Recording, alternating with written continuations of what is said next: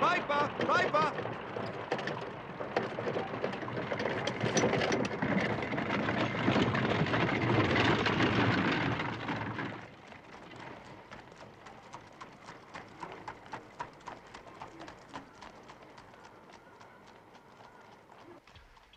Finished. Oh.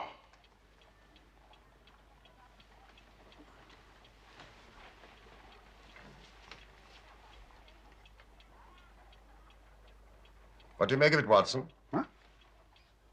Huh. Believe you got eyes on the back of your head, Holmes. Well, I have a well-polished coffee pot in front of me. Ah. Mrs. Hudson said it was left last night while we were out. What do you make of it? Ah. Well, his name, at least, we know. I think Dr. Mortimer is a successful, elderly medical man. Well esteemed, since those who know him gave him this mark of their appreciation. Yeah. I think he's a country practitioner, does a good deal of visiting on foot. Friends of CCH. Hmm. I should guess that to be the local hunt. Oh, bravo. Bravo, Watson. You know, I am bound to say you habitually underrate your abilities. Hmm. It may be that you are not yourself luminous, but you are a conductor of light. Some people without possessing genius have a remarkable power for stimulating it.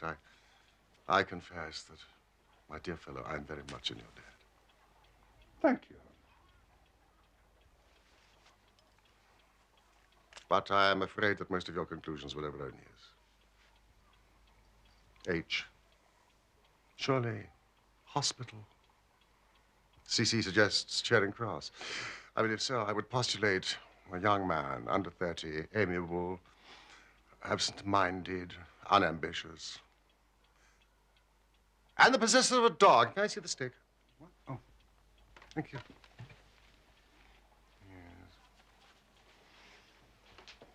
Yes. Larger than a terrier. Smaller than a mastiff.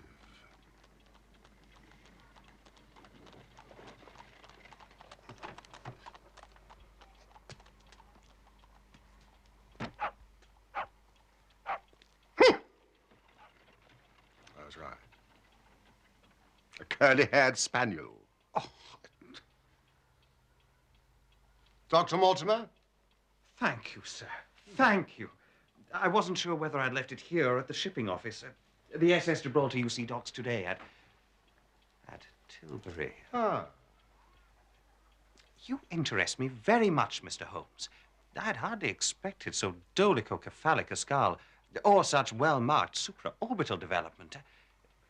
Would you have any objection to my running my finger along your parietal fissure? Please, Dr. Mortimer. A cast of your skull, sir, until the original becomes available. It is not my intention to be fulsome, but I confess, I covet your skull. Behave and sit down, Dr. Mortimer. That's what? Yes. Good boy. Well, I presume that it was not your phrenological passion which drew you to Baker Street. Unfortunately, it was not, sir. Spot?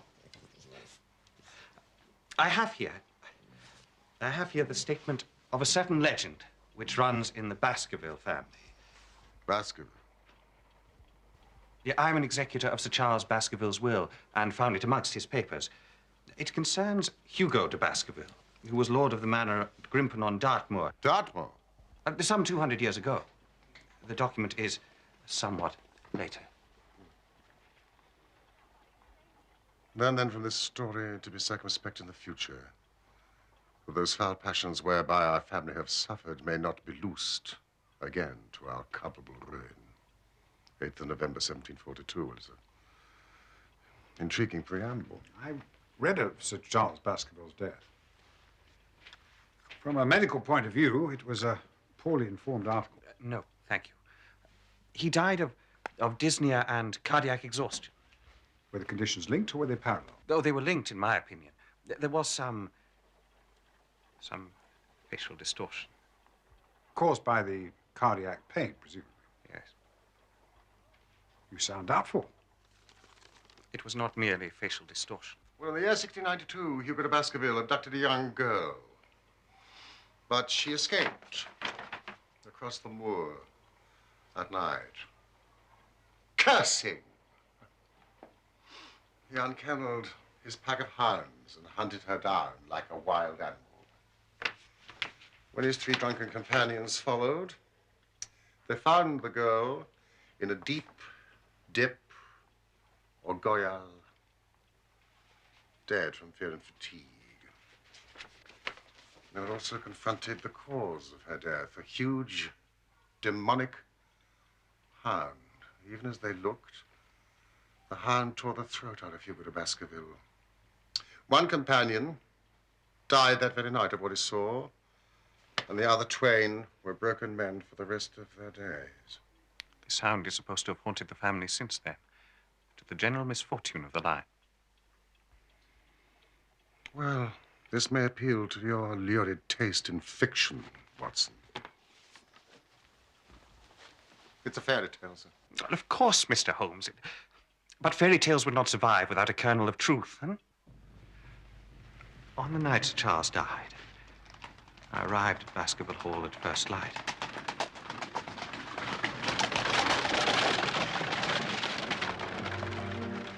I shall tell you what I found. No more or less. Wait, please, sir. I had been concerned about him for some time. He had become obsessed with the legend of the Hound. He's by the summer house.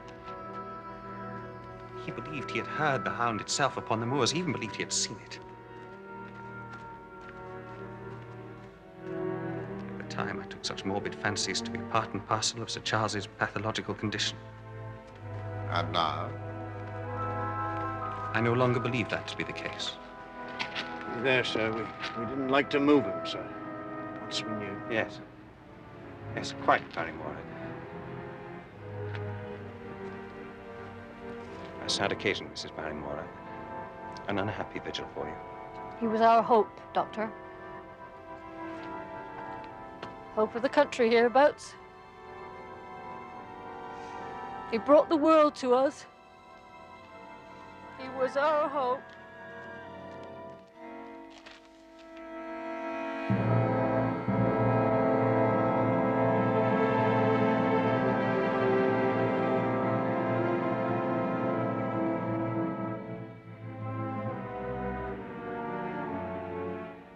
Before Sir Charles ran up the alley, he had evidently stood at the gate for at least 10 minutes.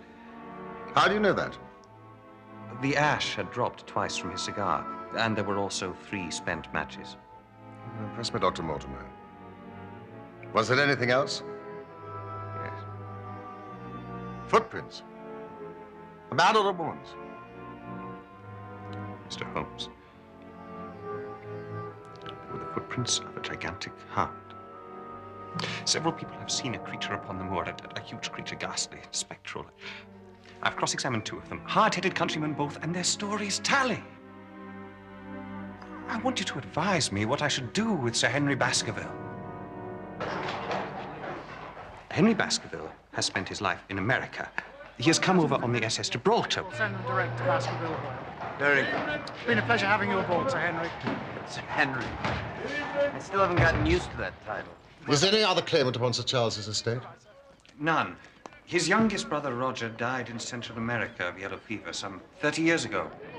Northumberland Hotel, Northumberland Avenue. Sir Henry is the last of the Baskervilles.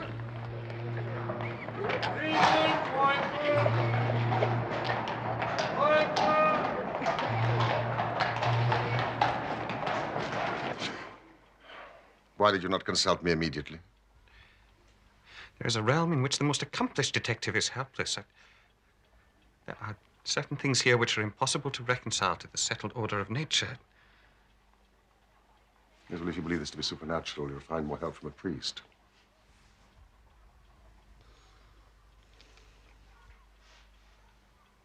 No.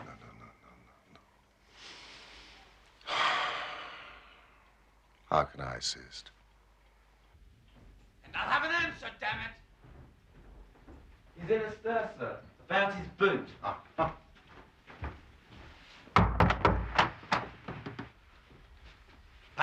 wonder if that fellow can't find my old black boot. Surely it was a new brown boot. No. Last night, they took one of the brown ones. Today, they've sneaked one of the black.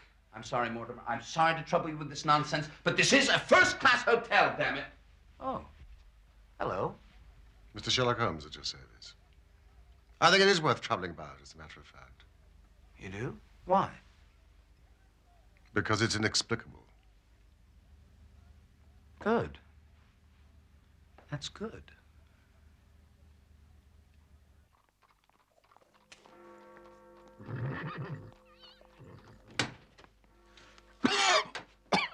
God, Have you got a cold, Watson? oh, it's this poisonous atmosphere. This is a bit thick, I suppose. Thick. It's intolerable. You've been at your club all day. How do you know that? Where do you think I've been? Oh, here, clearly. Clearly. Oh, I've been in Devonshire. in spirit. Quite so. I sent out for a map from Stanford's. Ah. Now, see here. Baskerville Hall. Grimpen. Just a clutter of cottages. Two moorland houses, farmhouses. Laughter Hall. Meadowpit House. I mean, that is all. Well, this represents marshland. And these barrows, some prehistoric settlement or burial ground. A tin mine. Disused, desert. And all the rest is waste. As far as the great convict prison at Princeton.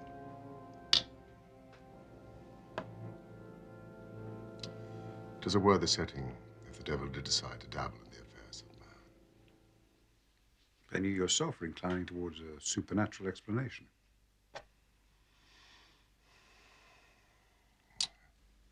You'd better send word to Dr. Mortimer that we breakfast with him tomorrow. It arrived by post this morning.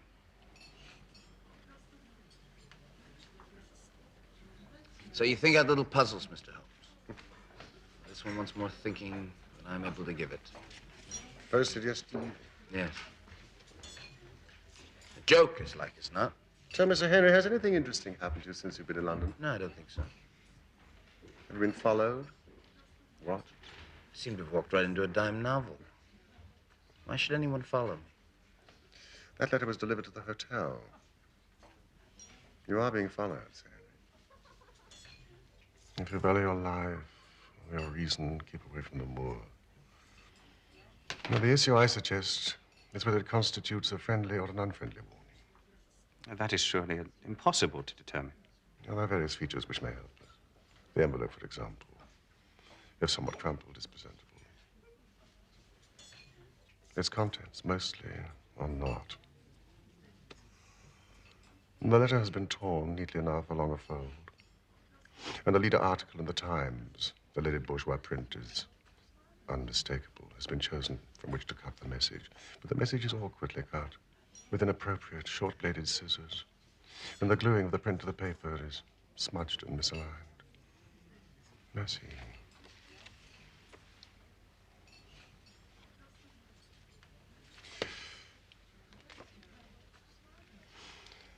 Only half a sheet of paper, and yet the watermark is clear.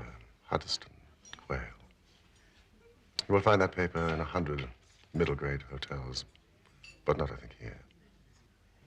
A first-class hotel would have paper of a greater weight. The ink is institutional. That also suggests a hotel. Yeah. What can we determine from this? Pocket flap. I infer that the person who wrote this message is staying at a nearby hotel. He's neat of habit and started the task methodically. But then he began to fear discovery. He rushed it through and put the result into his pocket until such time as he posted it. It is true that fearful people threaten But my interpretation is that this is a friendly warning. Because it seems a risk was incurred in its execution. Bravo, Mr. Holmes. You fulfill your reputation, sir. No mistake. But if you're right and this fellow's afraid, then he's afraid not only for his own skin, but what might happen to me. Quite so. Dr. Mortimer, I think it is time that you explained.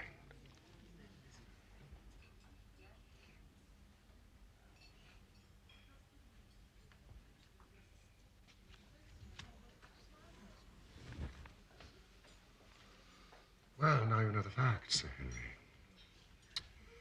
The question is whether or not you should go to Dartmoor. There's no devil in hell, nor no man on this earth that's going to prevent me from going to the home of my own people. Then we must see how we can mitigate the danger.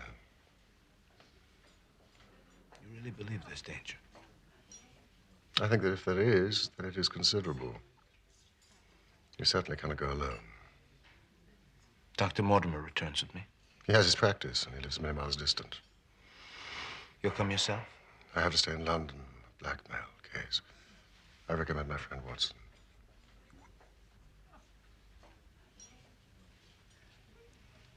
That's very kind of you, Doctor. And I do hope that you're going to take care of him. I will. Dr. Mortimer, very, very good luck. Thank you. Take heart. Yes, of course. But we don't know what exactly what's going to happen.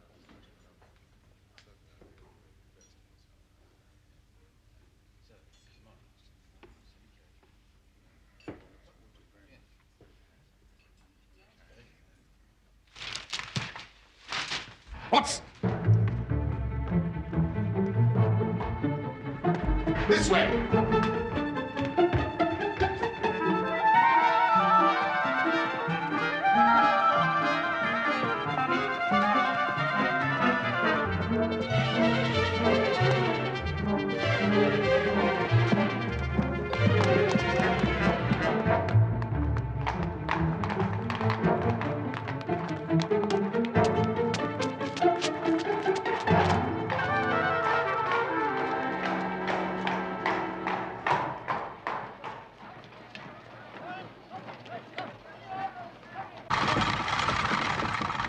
Who was that man? I have no idea. Well, how did you know someone had been following Baskervilles? How else did they know so immediately where he was staying? At least they will not continue to follow him now.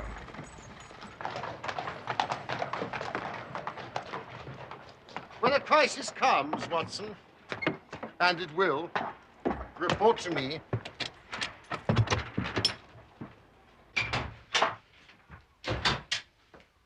Watson, do you know what the residue of Sir Charles Baskerville's estate was? No, I don't.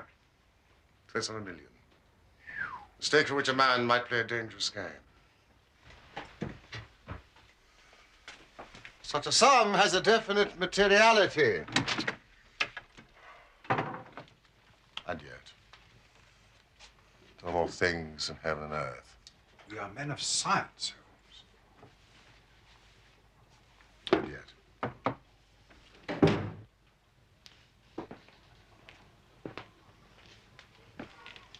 It's an ugly, dangerous business, Watson. Believe me, I shall be very glad to have you back safe and sound in Baker Street once more. Thank you, Holmes.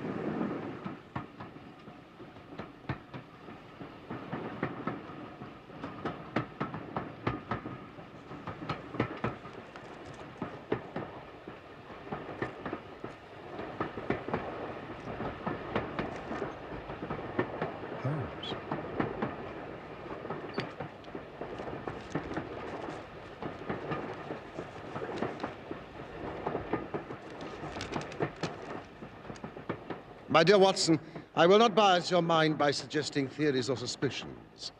Simply report facts to me in the fullest possible manner. Concentrate your attention upon the following.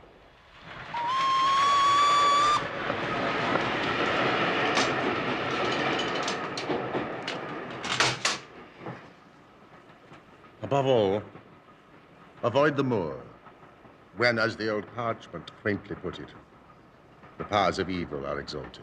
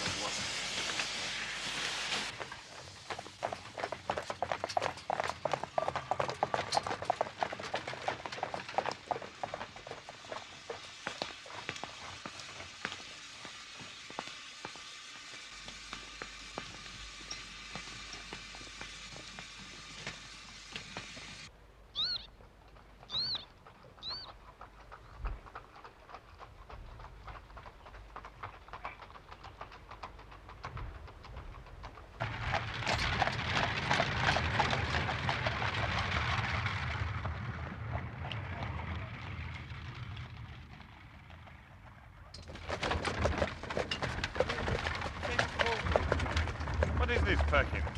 Convict, escaped from Princetown, sir. Out 3 days now. I've been watching all over. They ain't seen no sign of him. Farmers don't like it. Who is he? Selden, the Notting Hill murderer. Folk are locking their doors, I can tell you. What'd the man do? He murdered a whole family. With such savagery, they deemed him insane.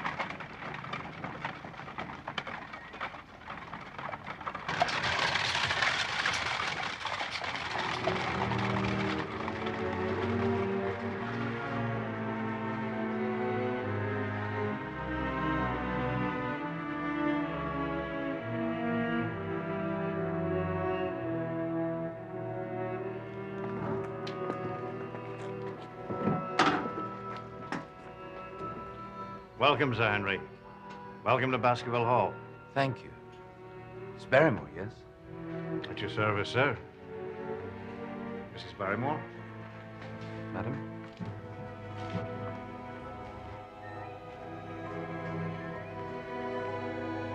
If I can be of service, do not hesitate to send for me, day or night. Of course, thank you. Walk on. This way, Sir Henry.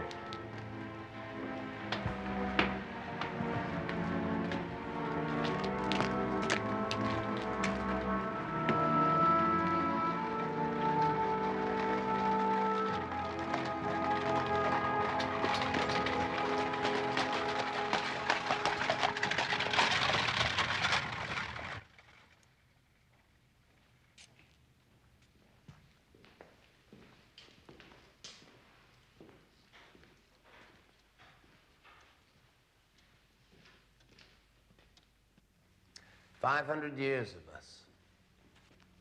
Just as I imagined it. Too much as I imagined it. This place needs the products of Messrs. Swan and Edison. But I suppose I can tone down to it.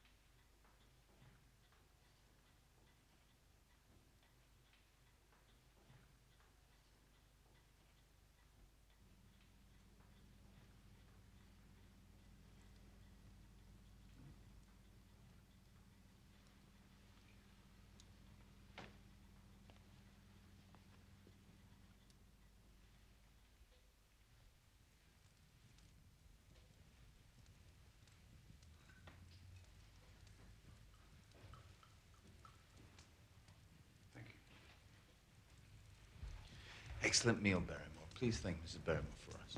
Thank you, sir. Shall be pleased you enjoyed it. Well, Dr. Watson, shall we?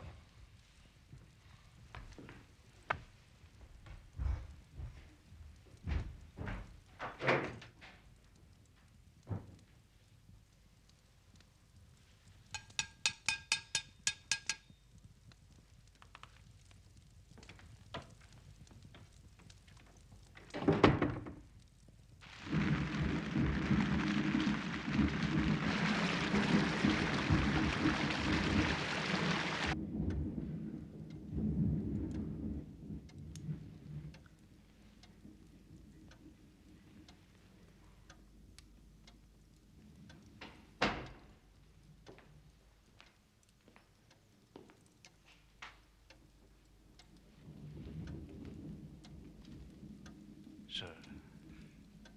Barrymore. What is it?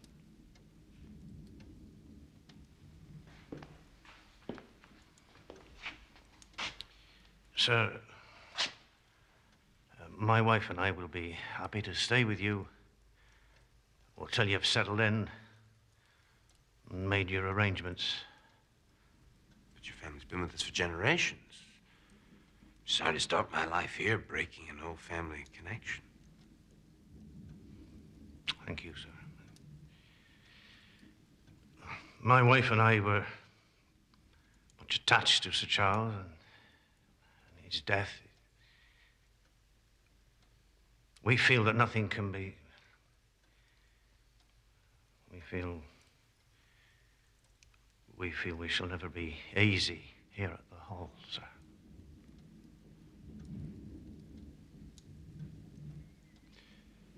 Right. Well, what do you mean to do? Oh, Sir Charles's generosity has given us the means to set up in business in a small way, sir. Well, thank you for telling me. Might I look forward to you pulling me a pint in your own house one day? Well, that is the sort of thing, sir. Thank you, sir. Good.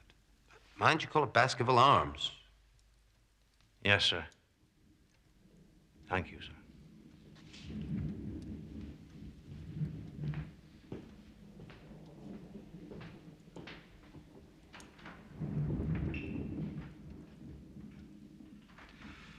That man is frightened.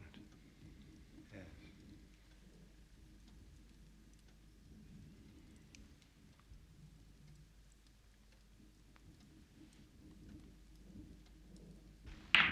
Shot.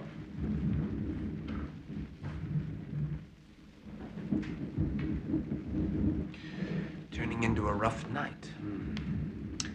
I shall walk over to the post office at Grimpen in the morning. Ah. I'm sorry, but Holmes asked me not to let you leave the house without... Doctor, this shall take care of any dog that I may meet in your absence. Even armed. All right. Tomorrow morning she'll find me at home.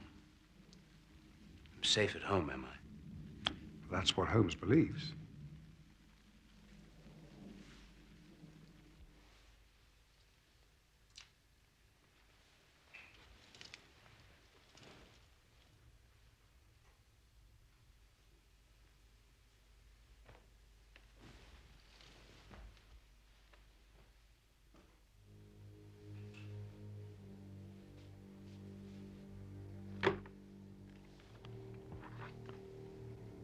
It's an ugly and dangerous business, Watson. I shall be glad to have you back, safe and sound in Baker Street once more.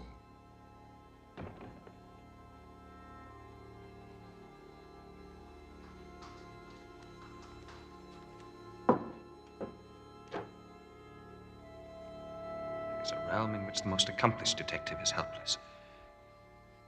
There are certain things here which are impossible to reconcile to the settled order of nature.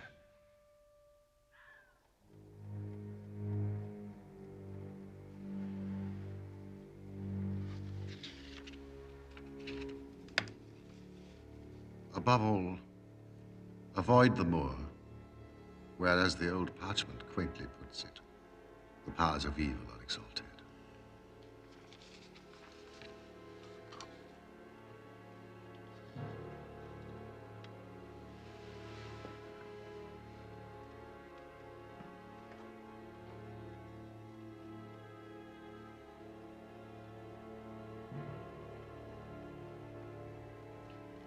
Do you know what the residue of Sir Charles Baskervilles' estate was? Close on 1 million. Such a sum has a distinctive materiality about it.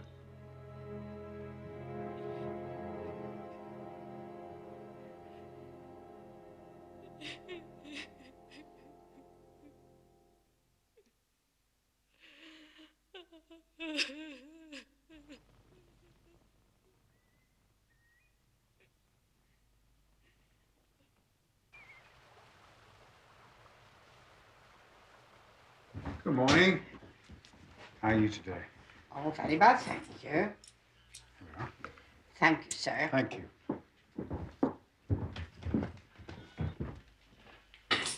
Goodbye. Goodbye, sir.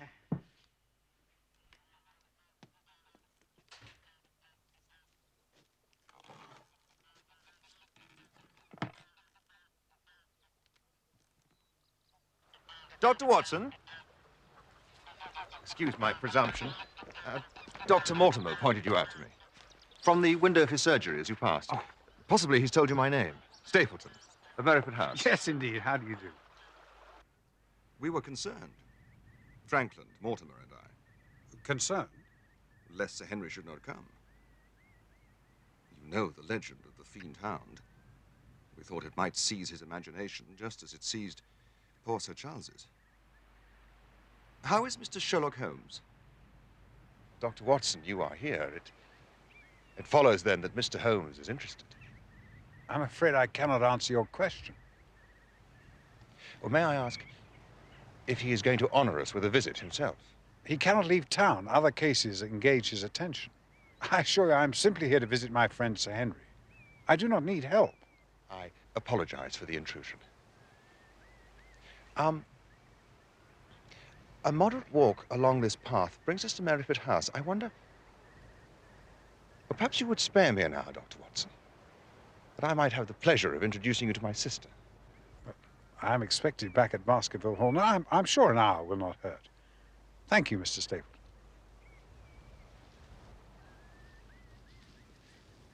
It was entomology, was it, that brought you to the moor? Indeed. Although I delight in it for its own sake, it is so vast, so barren, so mysterious. Well, there, for instance. What do you make of that? It would be a rare place for a gallop. That is the great Grimpen Mire. False step there means death, to man or beast. Well, only yesterday I saw one of the moor ponies wander into it. Never came out. I could see his head for quite some time, straining out of the bog hole. It sucked him down at last. Even in the dry season, it is a danger to cross it, but after these recent rains, it is an awful place. And yet, I can find my way to the very heart of it and return alive. But why should you wish to visit such a horrible place? You see the low hills there beyond it? They're really islands. The flora there is undisturbed, which means, of course, that rare species can breed there. One of them, a subspecies, like Canidae, is unique to the place. In fact, I'm credited with its discovery. Really?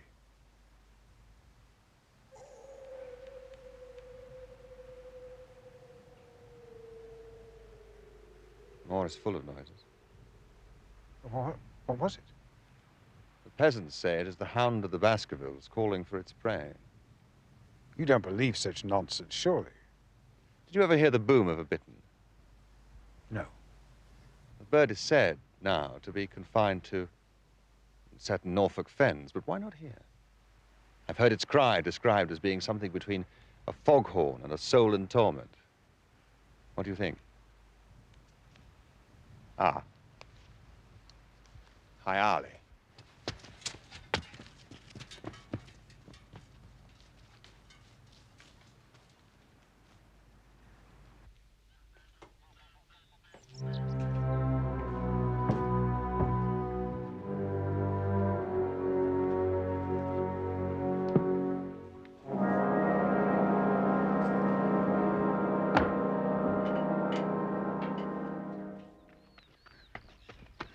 Go back! Go straight to London instantly. For God's sake, do what I ask. Go back and never set foot on the moor again. Shh! My brother is coming. Miss Stapleton? Get away from this place at all costs. Do you see that orchid? Yes, I do. It's a pity you came so late. Our best orchids are nearly over. Jack! You have introduced yourselves, I see. Yes. I was telling Sir Henry it's a pity he has missed the beauties of the moor. Oh, were I Sir Henry, Miss Stapleton, I'm sure I would not miss your beauty, but I'm afraid I'm not. Sir Henry, that is. Merely his friend, my Dr. John Watson at your service. Did you catch your butterfly? No. Harley flies like a witch, I'm afraid. Ah, there. Oh, yes. You must forgive and forget my foolish outburst, Dr. Watson. I cannot forget, Miss Stapleton. You must! Sir Henry is my friend. His welfare is a very close concern of mine. Tell me why you are so eager that he should return to London. You know the story of the Hound. I do not believe such nonsense. But I do. If you have any influence with Sir Henry, take him away. I fear that unless you can give me more definite information than this, it would be impossible to get him to move. I cannot say anything definite, for I do not know anything definite. Miss Stapleton, I would ask you one more question. If you meant no more than this when you first spoke to me, why were you so eager that your brother should not overhear what you said? There is nothing to which he or anybody else could object. My brother is very anxious to have the hall inhabited. He thinks it's for the good of the poor folk upon the moor. He would be very angry if he knew I had said anything which might induce Sir Henry to go away.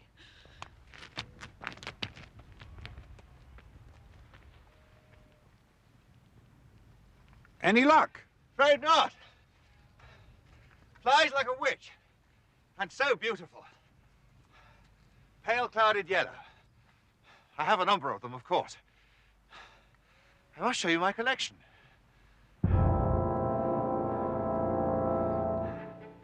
The English Lepidoptera, I feared. I have made a particular study of those insects which inhabit the margins of heath and marsh.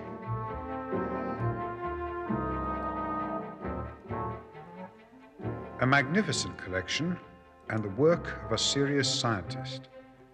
Even the Exotica, I must mention a brilliant creature called Morpho Pelides limpida, was dated and catalogued with the care he applies to his personal field, the British Lycanidae. One of which is unique to the moor. I must also report that the new brown boot has turned up. Barrymore found it amongst Sir Henry's luggage when he unpacked. Miss Stapleton is very handsome, and on Tuesday we are to dine here at Baskerville Hall with all our neighbours. So Sir Henry, who chafes a little at the restrictions you have imposed upon him, will have a chance to judge her beauty for himself.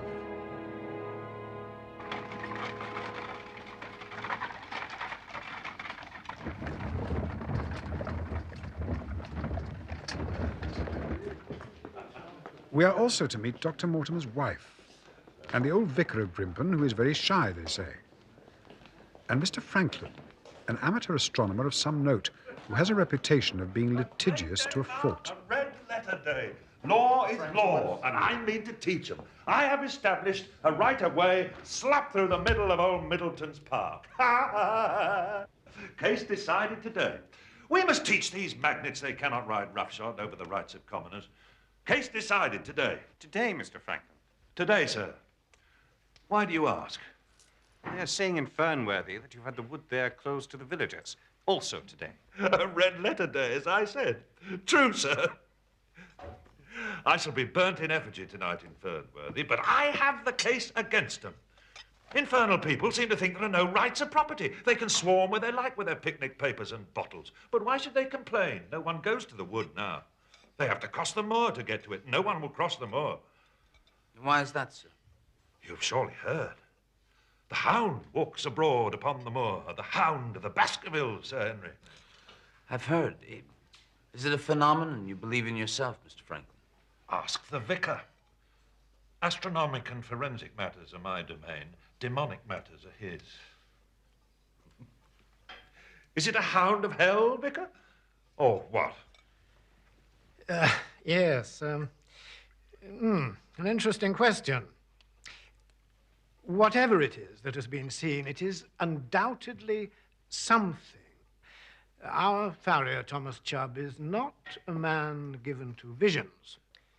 And he saw something out there. A dog, he said, but the size of a calf. And I do not think local hysteria is an adequate explanation. Myself, I pray nightly that it remove itself from us, whatever it is, that we all may sleep the more soundly. Yes. I believe it is Selden the murderer who frightens the folk. In Grimpen, they believe he is still upon the moor. We are too ready to condescend and attribute superstition to these poor people when they are, in fact, subject to a natural and sensible fear. Bravo, Miss Stapleton. Bravo. This hellhound's existence would not survive a court of law. Mere hearsay. Bring the thing before the bench in the full blaze of jurisprudence, say I, then I will believe in it.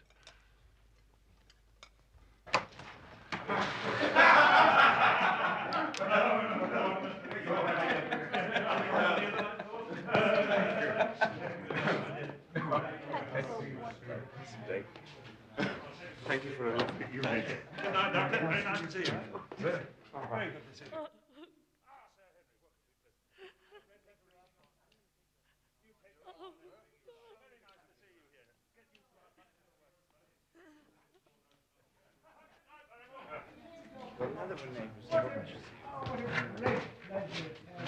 Sir Henry. I'm sure. Yes. Splendid. Oh, thank you. Oh, Thank you very much. I thought you were not keeping to that. Sir Henry! Yes. My dear fellow, wonderful. I must compliment you on that. Claret! Delicious. Absolutely delightful. Certainly now. Oh,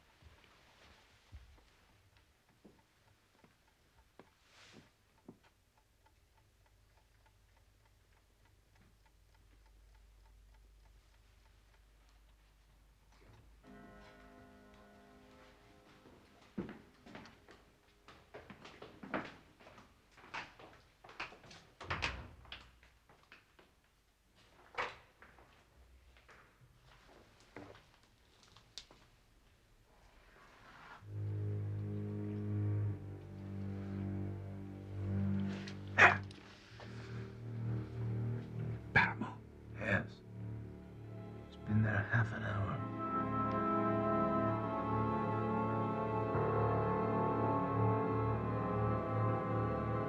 What's he doing? Look! Out of the mall.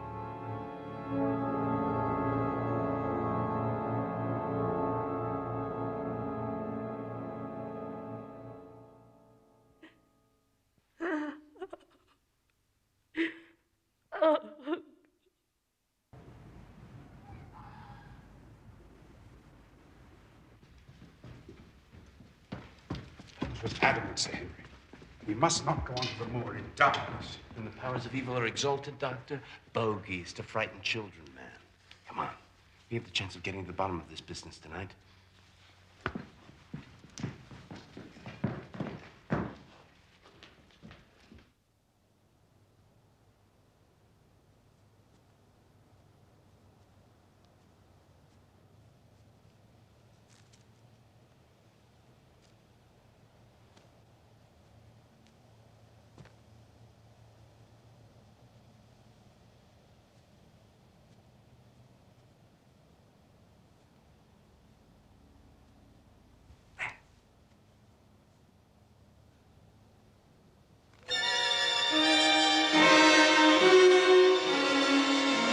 Watch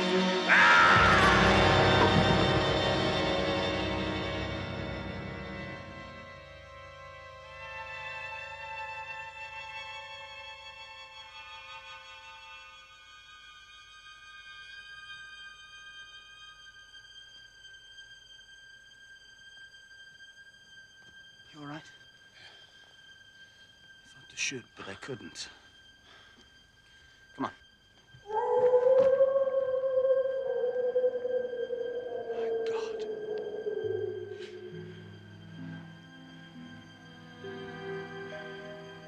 Do you believe there's any truth in these rumors?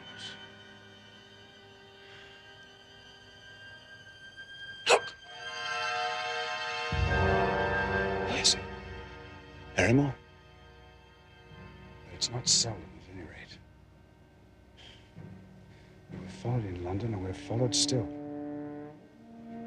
Come on. Let's get back to the house.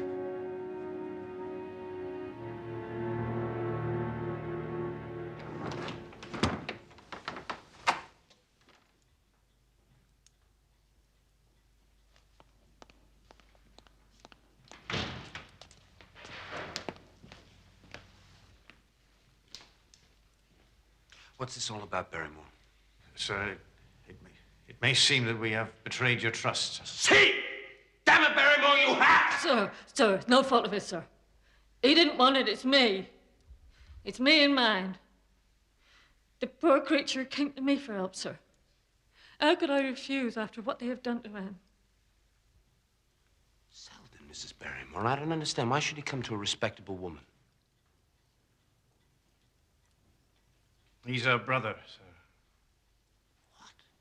It's true, sir. He dragged himself here, half-starved. And what would you expect? We fed him. We took food out for him, sir, no more than you would for a dog.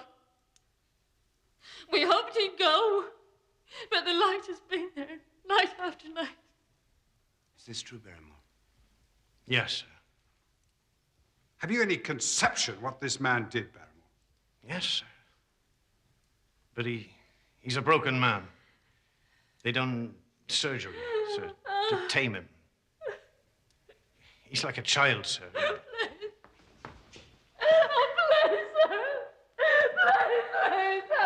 Mrs. Barrymore, please. Please get up. This is not dignified, please. By your leave, sir, arrangements have been made. You'll be out of the country in a few days. I beg you, sir, say nothing to the police.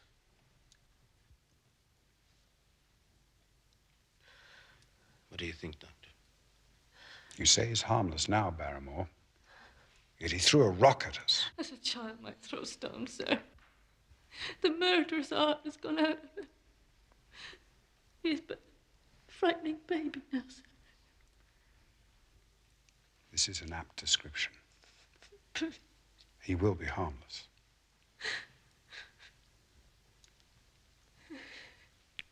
Very well. Please take your wife to your room. We'll say nothing about this matter.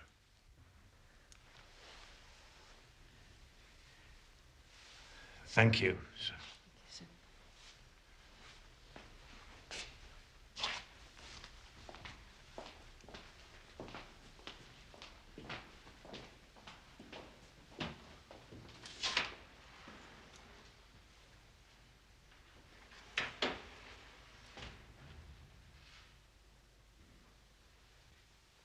I thought we had a chance of getting to the bottom of this business. All we seem to have done is compound a felony.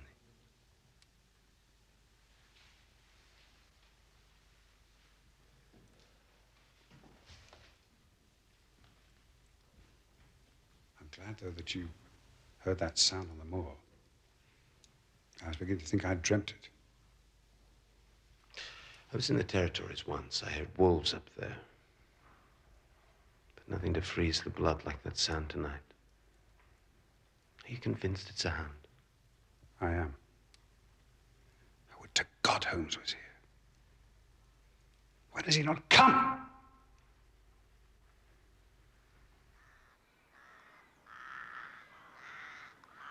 And yet, Holmes, when daylight and birdsong return, the black imaginings of the night evaporate.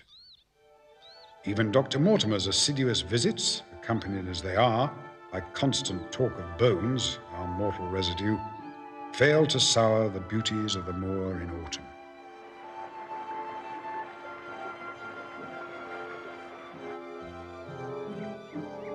We are, however, still far from the heart of the mystery. The question which most persistently nags at me is who is the man on the tall? With his identity known, I feel we should have the key to this fatal riddle within our grasp.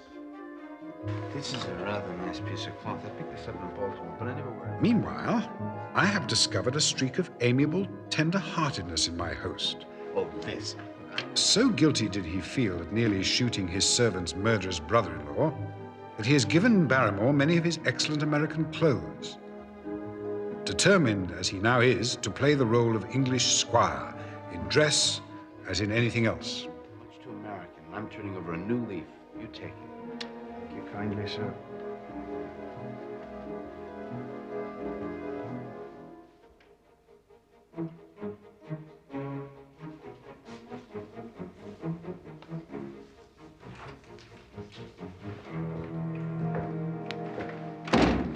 Very smart, Sir Henry. Oh, yeah.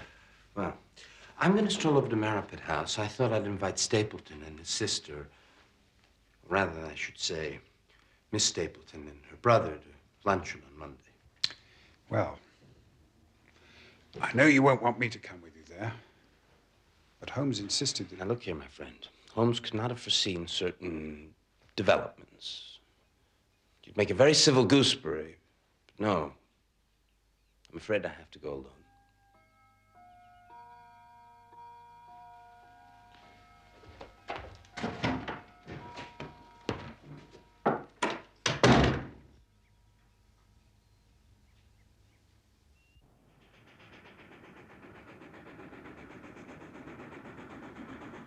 London, next stop. London, next stop.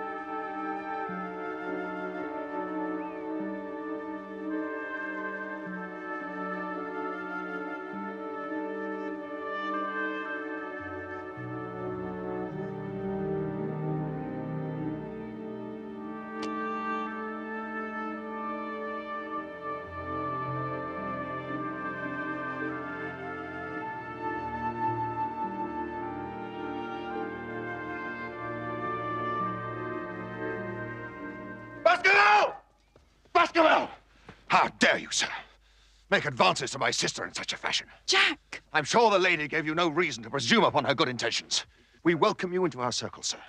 And you repay the hospitality by forcing your disgusting attentions upon her. No, but I assure you, sir, my intentions Away, are sir! honorable. Away to the hall! Beryl! Come.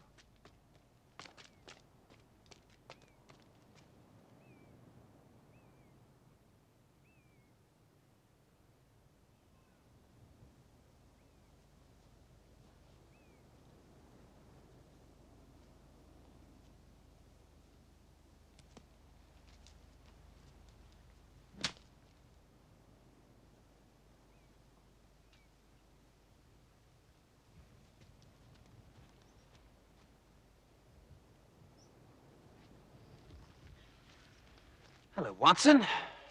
Where have you dropped from? I took it upon myself to follow you. I'm afraid my duty to Holmes overrode my tact. I see. Well, hope they're not selling tickets in Grimpen. I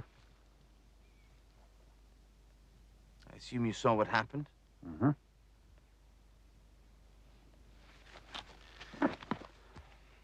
Did he ever strike you as a bit crazy, this brother of hers? Not particularly. Oh, well, he does me. What's he getting so heated about? What objection can he have to me as a brother-in-law? I mean, he can't object to my worldly position, so it's gotta be me myself. Oh, I don't know. Do you see it? Not at all. Nor me. Oh, thanks. He won't let us be together, not for a moment. You must realize. Oh, I don't understand. There's a light in her eyes that speaks louder than words. I know it. I know it in my heart. But he treats me as if I was a mad seducer in an old melodrama. Oh, it's absurd. Perhaps. What? I was just thinking that this business with the Hound and the family curse and so on, if Stapleton partly believes it's true, perhaps he might want his sister not to be... Yes, I know. Just till the business is resolved.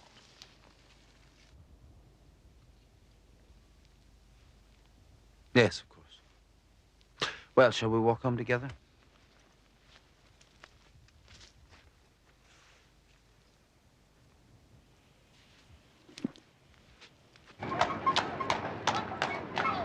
The Royal Observatory, please.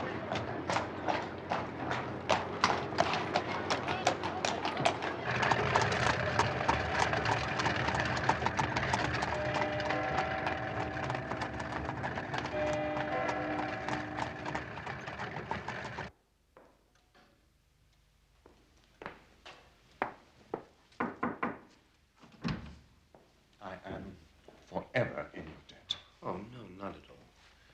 Well, good day. Good day, Sir Henry.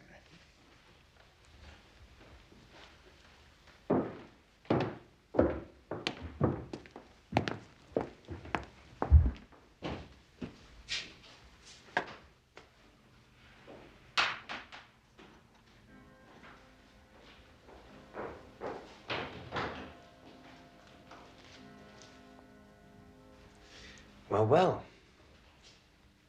What happened? Stapleton. I still think the fellow's crazy, but he's just given me the most complete apology a man's ever likely to receive in his life, and he's invited us to dinner tomorrow. Friday, indeed. Good. I look forward to it. Ah, the post at Grimpen. Just so.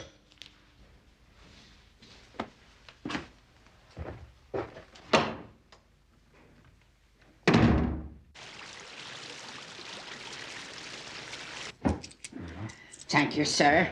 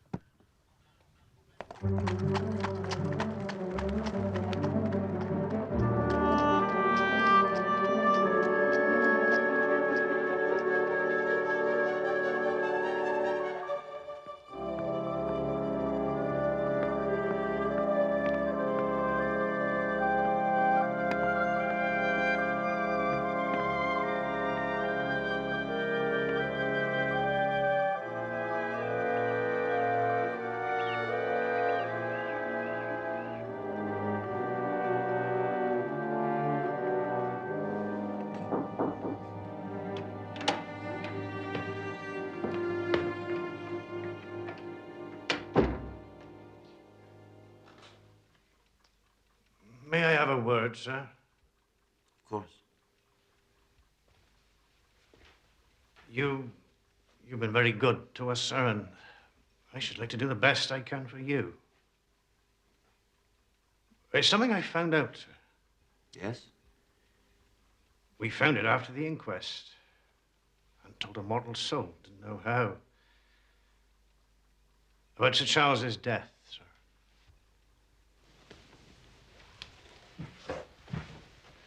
You know how he died? No, sir. Well, what then? I do know why he was at the gate at that hour. Why? To meet a woman, sir. Woman? Are you sure? Oh, yes, sir. Well, what was her name? I can only give you her initials, sir. Yes, 'twas something my wife found. She was cleaning out this very room, Sir Charles's study, sir, and in the grate there she found this scrap of paper. Oh, 'twas all burnt, but well, it could still be read. From the shine in the writing, if you know what I mean, sir. Of course, I understand. Please go on. Well, she called to me, and I wrote it down. Please, as you are a gentleman, burn this letter and be at the gate by 10 o'clock. Then the initials, LL.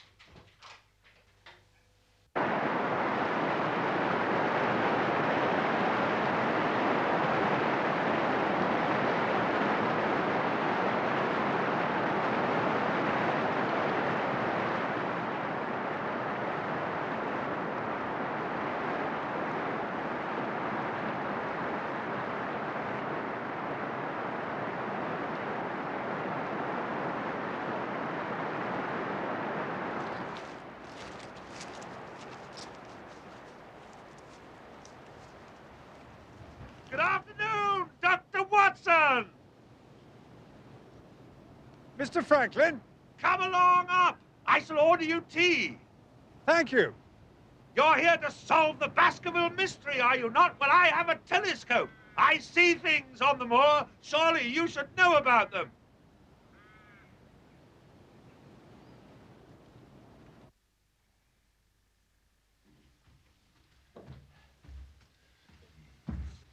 A striking portrait.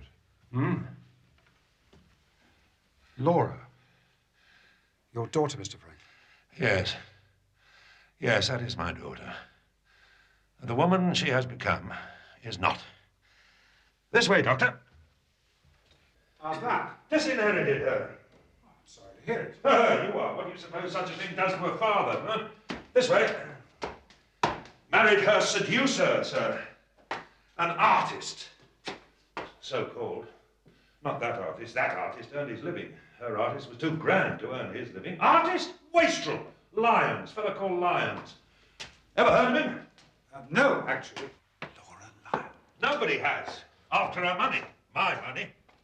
I was burnt in effigy in Fernworthy last week. You predicted that, I remember. Exactly so, because I know the slackness of authority hereabouts. The case of Franklin v. Regina will bring the matter before the attention of the public. I told the police they would have occasion to regret their treatment of me, and already my words have come true. How so? I could tell them what they're dying to know. But you're not going to. Certainly not. So, a case of poaching. Poaching? Fiddlesticks. The convict, sir. Selden, the mad stabber. You don't mean to say you know where he is? Near enough. It has never occurred to the police that the way to catch the man was to find out where he got his food, and so trace it to him. Barry. His food is taken to him by a child. A child? Why not? I have observed the child for more than a week. It is in the nature of children to form perverse allegiances. A Surely it's more likely to be the child of a moorland shepherd taking him his lunch. Flocks, move. Quick! Dr. Watson, quick. Yes, I see him.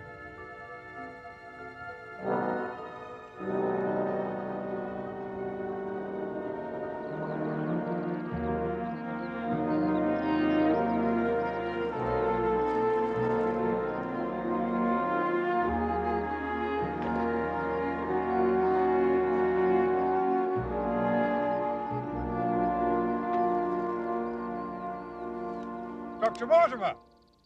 Dr. Watson, I have something marvelous to show you.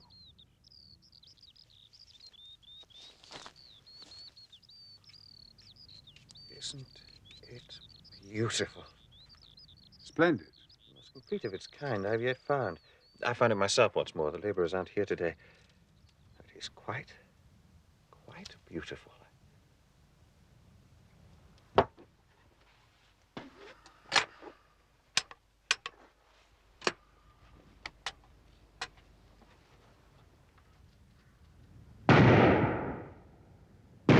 If there's one animal on this planet which I cannot abide, it is a rabbit. Really? Rabbit's burrow. Have you any conception of what a family of rabbits can do to the chronology of a dick in a single night? You are on your way to the necropolis. I could show you round if you like. The necropolis? Most people think it a Neolithic village, but I have reason to believe it a burial ground. Some most interesting features. Ah, I should be glad of your company. There's someone bivouacked near there. Who is it? It's the man who's been at Sir Henry's heels since he landed here. I can't think his motives are benevolent. So, if you come, I should be obliged if you bring that gun you handle so well. There may be some danger. If there's to be danger, then 2 guns will be better than 1. Yes. Do you know Laura Lyons? Old Franklin's daughter. Yes, she's a patient of mine. She lives in Coombe Tracy. He's cut her off, you know, without a penny. Do you know if she was acquainted with Sir Charles? It's possible. After her marriage went wrong, she was able to set up for herself in a small way. As a typist, Sir Charles may have made that possible. He was a man who fostered many good causes. She may have been one of them. What sort of a painter was Lyons? Oh, brilliant.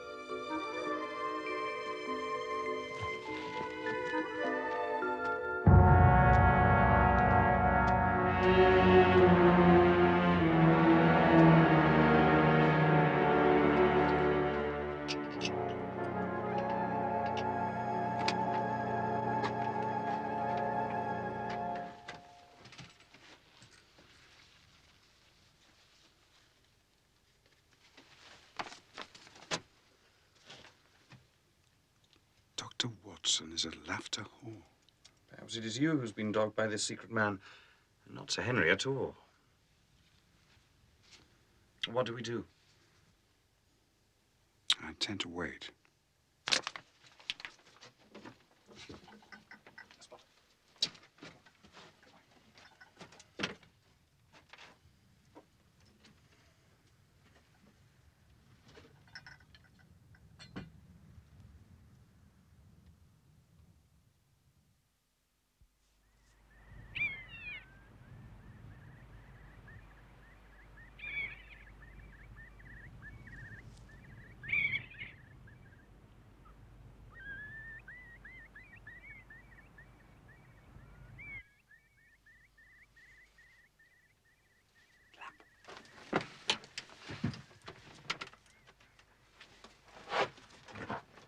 it's a lovely evening, Doctor.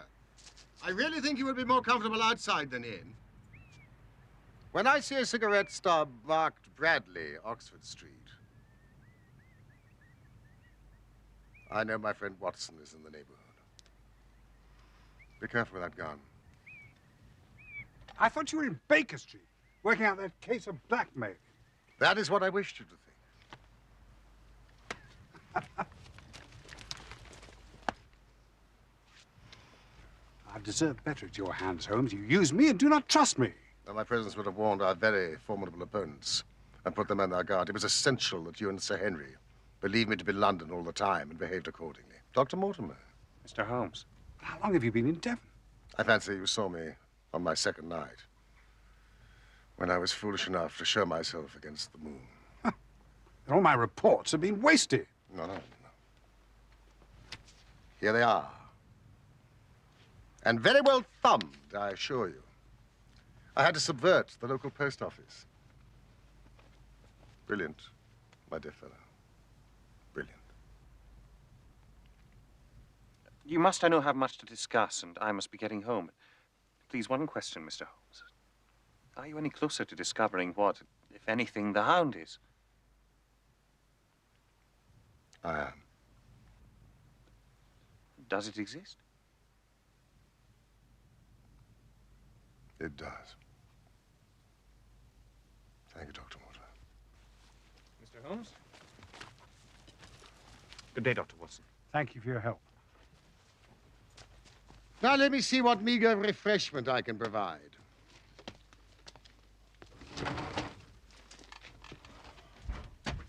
Cartwright, the little chap from the express office. I brought him down with me to look after my simple wants. A loaf of bread and a clean collar. I've discovered that there's a woman living in Coombe Tracy with the initials LL.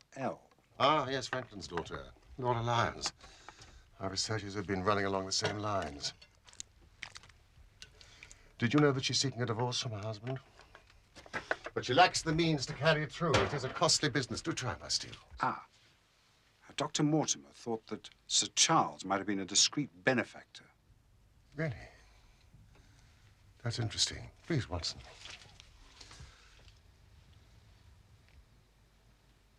It's quite disgusting, Holmes. Yes, it is. Well, it's better when it's hot. Did you know there was a close intimacy between Laura Lyons and the entomologist, Stapleton? No, I did not. Yes, they meet. They write. She's no doubt counting on becoming his wife. That is the most powerful weapon in our hands. How? I don't understand. Because Miss Stapleton is in reality Stapleton's wife, not his sister. His wife? Yes, it was she who sent us that warning to the Northumberland Hotel. Why this elaborate deception? Don't ask me for particulars, Watson, but it is murder. Refined, cold-blooded, deliberate murder. What led you to him? He is a genuine entomologist. But that mention of his sole claim to fame, his discovery of a subspecies, Lycaenidae, that was his fatal moment. There can only be one discoverer of a species. That pinpointed him. It has been a hard trail, but...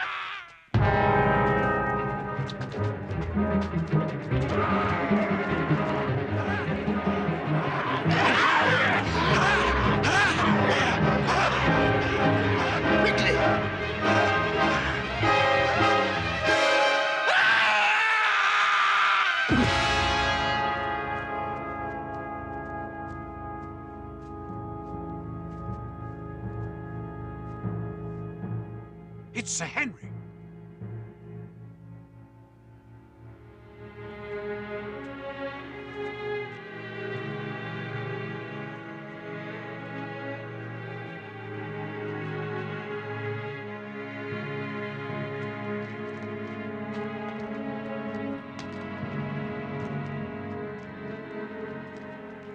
It's Selden. Sir Henry's clothes were the poor devil's death. Poor devil indeed. It's only a half-life in truth. No one must know for the moment. We must hide the body.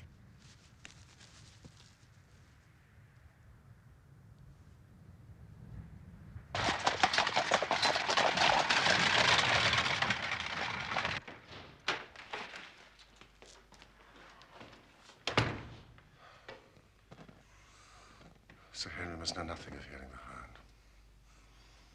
He'll have a better nerve for the ordeal he must undergo tomorrow.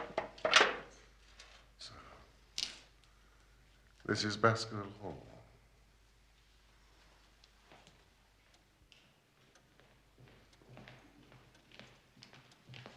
One moment, Wilson.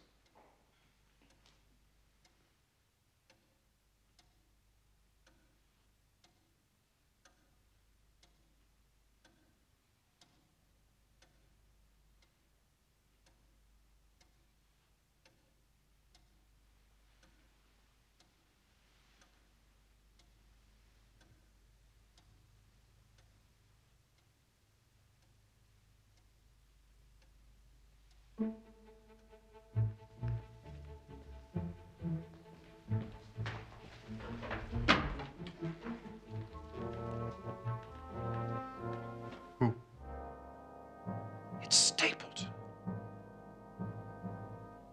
He's a Baskerville.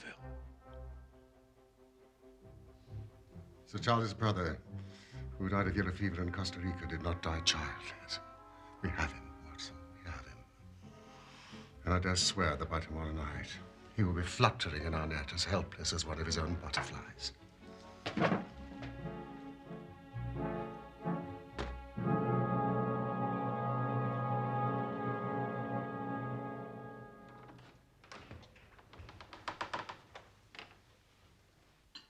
I fear that Watson and I must go to London. London? I think we will be more useful there at this present juncture.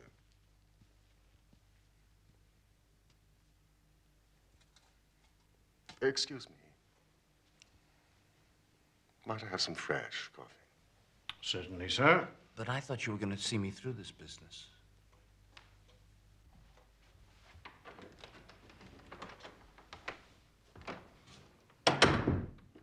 Trust me, my dear fellow. I do. Tell Stapleton that I would have been happy to come with you, but that urgent business required me to be in town. I don't understand. Should I not come with you to London? Why should I stay here alone? No, you must stay. And do exactly as I tell you. Of course I will. Drive to Merripit House. Send the trap back. And let it be known that you intend to walk home. Across the moor. At night. If I had not every confidence in your nerve and courage, I would not suggest it. It is essential that you do this. Then I will do just what you say. Take the path. Exactly on the path. From Merripit House to the Grimpen Road. It is your natural way home. And when do you intend to leave? Immediately after breakfast. Thank you very much. Sir.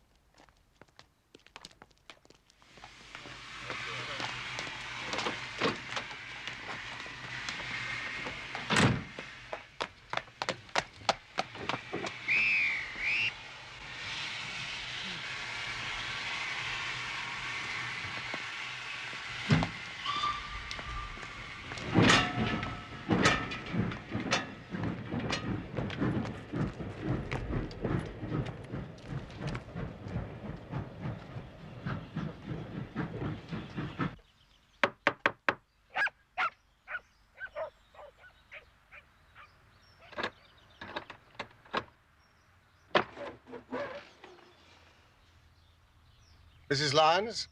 Yes? So,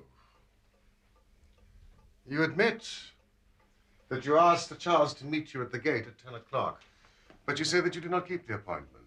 I did not. You do realize that was the very hour of his death.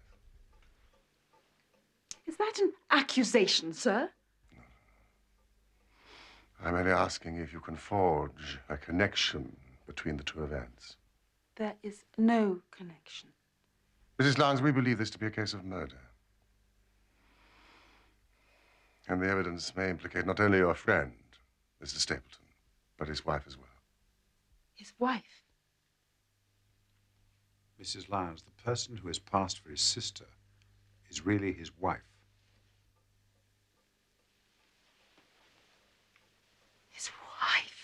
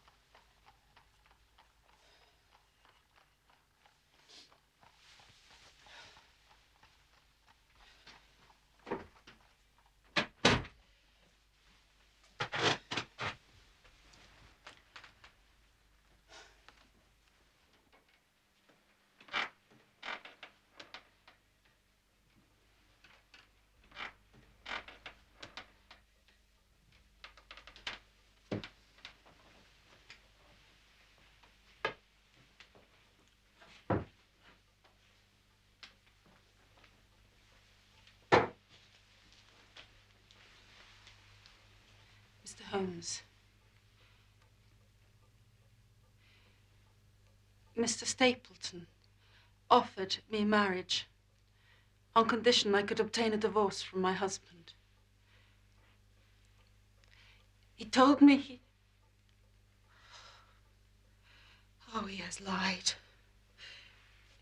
He has lied and lied and lied. Why should I preserve faith with him who never kept any with me? Ask me what you will. There is nothing I shall hold back. You have said Sir Charles helped you to set yourself up as a professional typist. Presumably that was after your husband deserted you. Yes. Sir Charles knew my father would not help me. One thing I swear to you. When I wrote the letter, I never dreamed of any harm to the old gentleman who had been my kindest friend.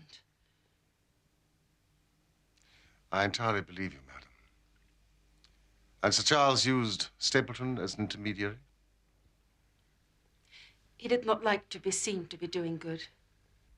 And the letter that you sent to Sir Charles on the day of his death? I needed money for my divorce. I had heard he was leaving for London. And the sending of the letter was suggested by Stapleton? He dictated it. The reason he gave was that Sir Charles would help with the legal expenses of my divorce. And he dissuaded you from keeping the appointment? And swore me to silence concerning it. He said that the death had been a very mysterious one, and that I should certainly be suspected were the facts to become known. He frightened me into silence. You have had a very fortunate escape, Mrs. Lyons. You have been near the edge of the precipice.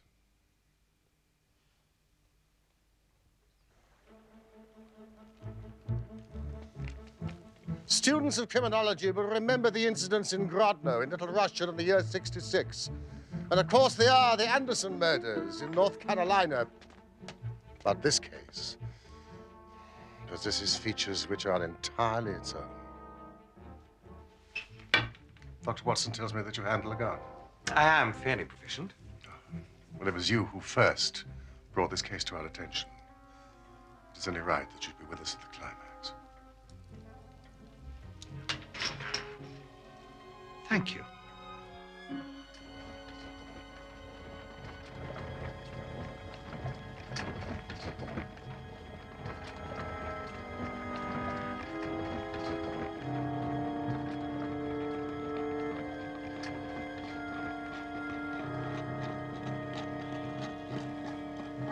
While Dr. Mortimer and I guard the path, you watch the house, Watson.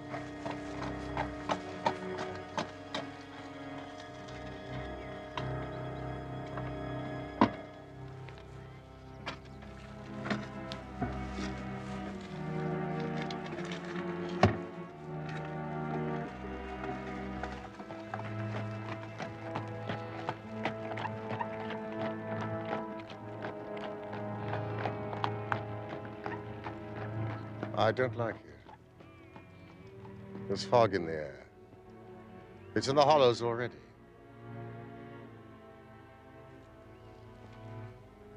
Be careful, Watson.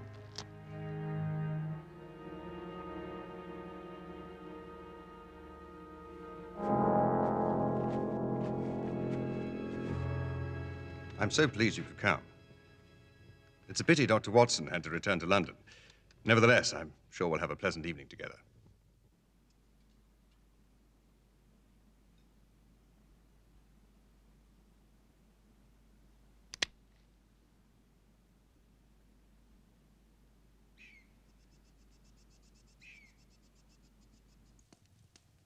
If you'd excuse me for a moment, Sir Henry. I shan't be long.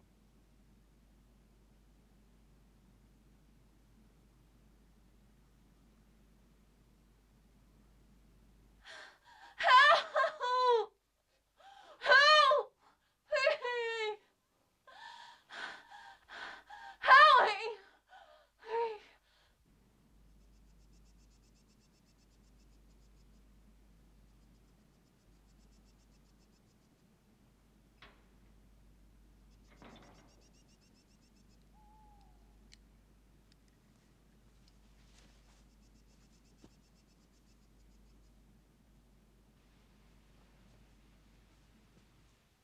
Sir Henry was still inside the house when I left. It's getting late. You say Beryl Stapleton was not there? No. I cannot think where she might be. And there were only 2 places laid for dinner. The fog is getting thicker all the time. Courage, Sir Henry. Brave it.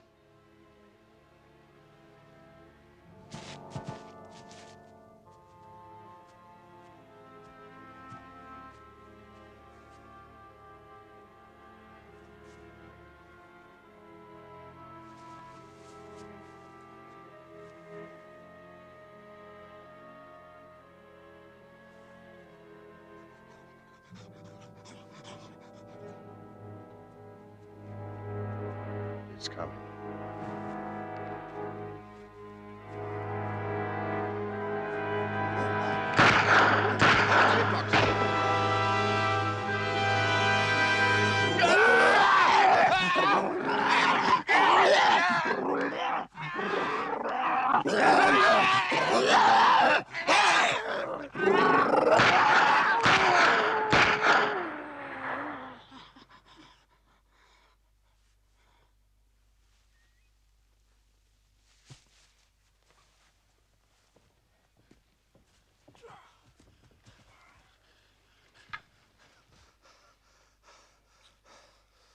You're a brave man.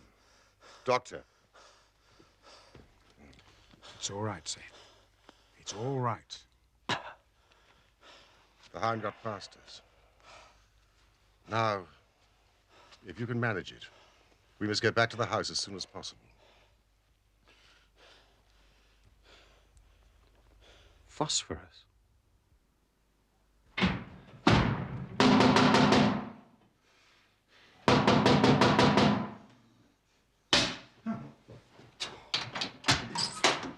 No, sir, no! Sir! I protest, sir! It's out there! Sir, you are not allowed! Watson! Stop, sir, stop!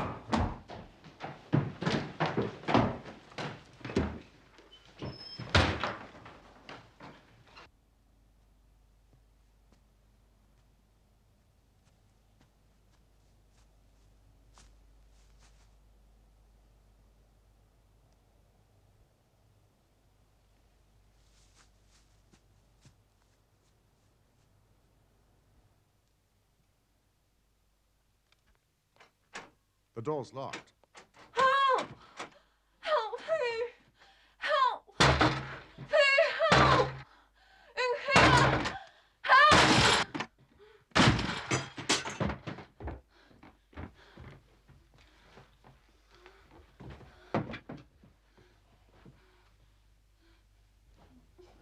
badly hurt.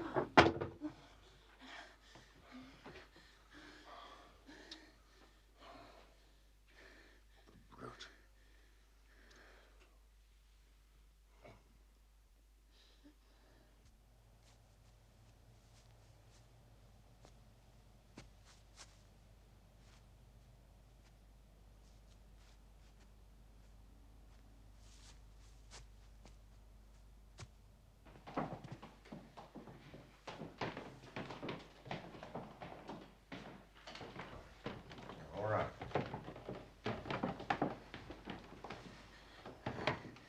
I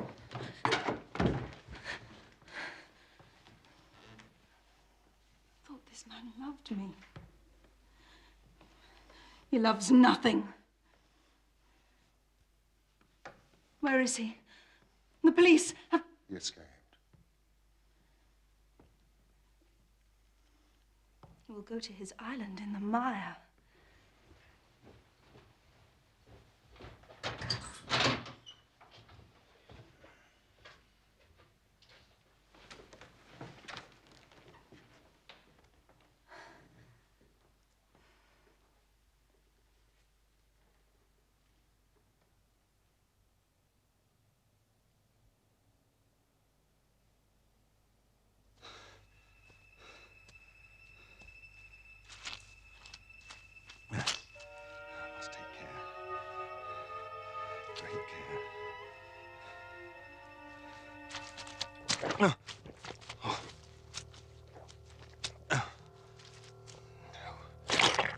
No.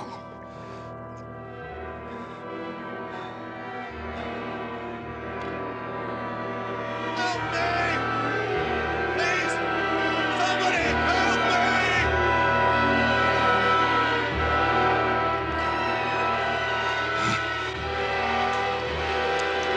Help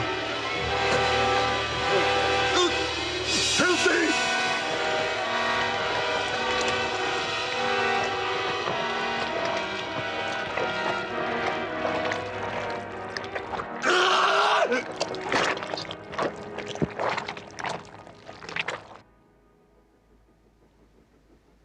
Holmes had established that Stapleton had bought the dog from Mangles of the Fulham Ross and Mangles in the Fulham Road in London. Ross and Mangles of the Fulham Road, London. He took it on the North Devon line and walked a great distance over the moor to his home. As we know, he eventually kennelled it at the heart of the Grimpen Mire. How on earth did he expect to claim the inheritance if this creature had mauled Sir Henry to death? Mauled. Very good word, Watson. Through intermediaries, Beryl Stapleton said that he intended to return to Central America and conduct his claim upon the estate from the depths of Costa Rica. Having established his identity as a Baskerville through the British authorities there. Of course, he had no interest in the estate. He simply wanted the money. What about the boot? He stole the boot, presumably, to have an article of Sir Henry's clothes, to set the hound on him. That is why the new boot would not do. Sir Henry had not worn it. Watson, we are late. I have tickets for the Huguenot at Covent Garden. A little dinner at Massini's on the way. Wonderful, Holmes.